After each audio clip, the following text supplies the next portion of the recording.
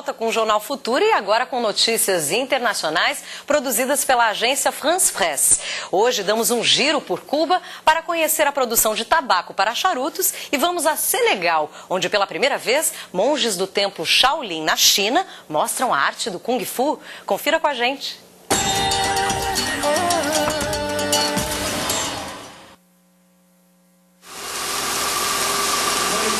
A produção de tabaco começa com o suor de humildes camponeses meses antes de chegar a luxuosas lojas de todo o mundo, exceto para os Estados Unidos, por conta de um embargo econômico, comercial e financeiro entre o país e a ilha. Milhares de homens e mulheres dessa região de Cuba ganham a vida com a produção de tabaco, cultivado na ilha antes da chegada dos conquistadores espanhóis há 5 séculos. Após a plantação, em novembro, é preciso esperar cerca de 120 dias até que as folhas estejam suficientemente maduras para a colheita. Elas devem secar por 45 dias e ser divididas e ordenadas pelas mulheres. Em seguida, são submetidas a um processo de fermentação que dura mais 21 dias antes de serem finalmente transformadas em charutos para exportação.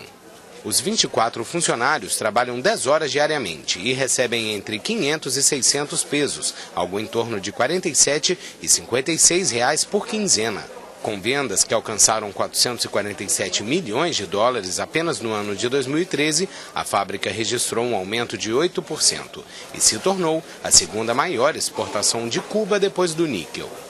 Apesar de leis restritivas em muitos países e da crise econômica na Europa, a produção de charutos ainda é um mercado importante para a ilha cubana. Saltos que desafiam a gravidade, chutes e giros. Uma especialidade dos monges guerreiros do templo de Shaolin na China, o berço do Kung Fu. Uma imagem comum em toda a Ásia, Estados Unidos e Europa, mas que agora começa a conquistar a África. Eles se apresentaram na capital senegalesa Dakar pela primeira vez. Kung Fu não é apenas um exercício físico. Aprendendo Kung Fu, se pode aprender a cultura do budismo.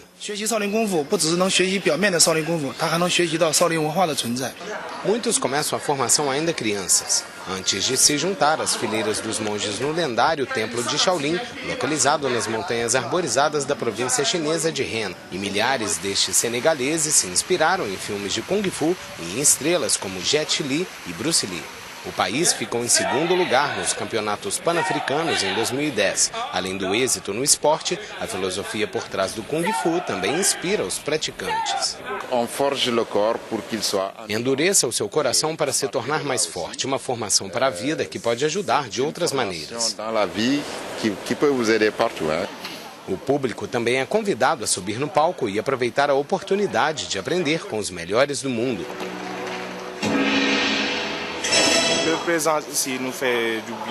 Sua presença aqui nos faz bem. Estamos aprendendo muito. Shaolin são os melhores. Eles são muito bons. Realmente têm o dom. Com centros de treinamento espalhados pelo mundo e um número cada vez maior de adeptos, os monges de Shaolin disseminam, além de cultura, bem-estar físico e mental. É uma arte surpreendente. Nascido em 1952, Antônio Carlos Nóbrega é um artista que carrega a história de um dos principais ritmos do país no próprio corpo.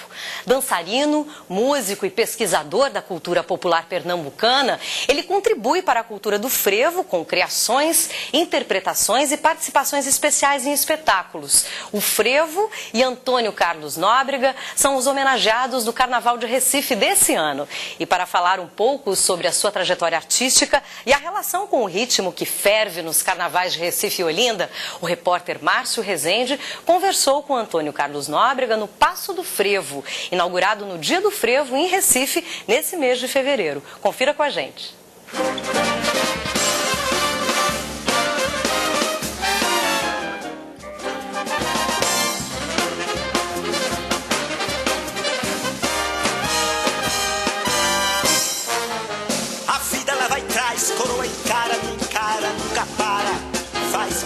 A minha relação com o frevo, na verdade, ela começa tardiamente. Eu já passava da adolescência, tinha uns 18 anos mais ou menos, quando o escritor Ariano Suassuna me convidou para integrar o Quinteto Armorial. Então é a partir desse momento, a partir do ensejo de integrar esse grupo, é que eu tomei conhecimento de que havia essa manifestação chamada frevo. E o frevo nasce com o Brasil, né? Naqueles velhos arraiais onde se reuniam os negros nas suas festas religiosas, ali já estava plantada a semente do frevo. Pois bem, mas ao derredor do século, no começo do século XX, a cultura que mais veio a dar no frevo, a cultura corporal, foi a do capoeira, né? Mas não a única, né? E o frevo é uma dança que se consolida na metrópole, ou seja, na cidade, não no meio rural. Então é por conta disso que ela recebe também influências diversas, influências sutis, né? Então é por isso que a gente às vezes diz, não, o frevo tem 100 passos, tem 90, tem 120. É difícil a gente dizer exatamente quantos passos o frevo tem, né? O que a gente pode dizer é o seguinte, é que é um vocabulário muito, muito rico, né? O imaginário corporal do frevo, ele é de uma exuberância muito grande, quiçá a mais entre as danças populares existentes no Brasil. O que mudou na música do frevo? Bem, o frevo nasce da marcha dobrado, não é? É uma espécie de uma flexibilização, de uma dissolução do excesso da marcação da marcha dobrado. Ou seja, o frevo incorpora o que a gente chama da síncope dentro da marcha dobrado. Por exemplo, eu vou cantar aqui para você o ritmo da marcha dobrado. Tá, tática tum, tática tum, tática tum, tática tum, tá. Pa para pa pa pa para pa pa pa. Você vê que é um ritmozinho bem marcado, né? O que é que o frevo faz? O frevo pega esse ritmo, tum, tática tum, tá, e ele começa a reacentuar, a remodelar esse ritmo que é marcadinho da seguinte maneira: tum, tática, tática, tum, tática, tática, tática, tática, tática, tá. Ele começa a mudar as acentuações, ele começa a trazer uma coisa que a gente chama síncope, né? Por isso que eu digo que isso é construído lá atrás, os negros já traziam isso. Modernamente, o frevo, ele tornou-se um pouco mais rápido, né? O frevo está se tocando o frevo de uma maneira muito ligeira, né? O que não ajuda muito ao passista.